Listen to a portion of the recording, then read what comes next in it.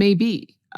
Maybe they became enticed by the engineering challenge of being able to do it. Maybe they became enticed by the notion that they could figure this out. And as a result, they began going down a pathway of saying, yeah, these are the kind of things we can do. This is the kind of progress that we're making. Not really realizing that as they began to make progress, the goalposts would continue to be moved.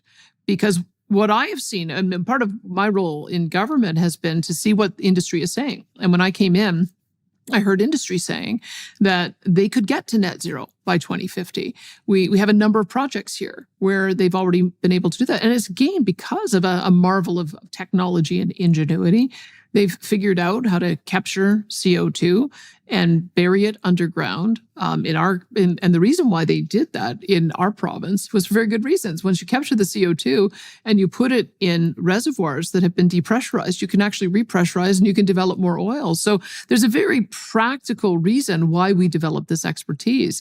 And so that is the way I would explain it, is that because we could do it, the energy industry went down a pathway of thinking they would get rewarded by the market for doing it. That if we become the best barrel in the market, which is what everyone says they want, the greenest barrel of the market, we should be able to get a premium for that. If we can develop the technology to capture CO2 and put it to useful purpose, then that should be ultimately able to develop a revenue stream. And those are good reasons, actually, to engage in free enterprise. And I would tell you that that's the history of our energy sector, is that we take a product that we need. It was initially kerosene, and there was a whole bunch of sludge left over.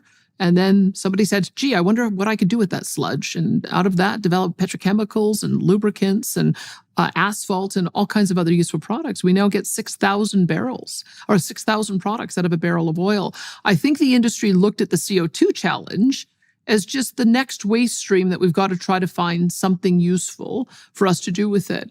And so if it's framed that way, that's why I've been very supportive of the industry and going down this pathway.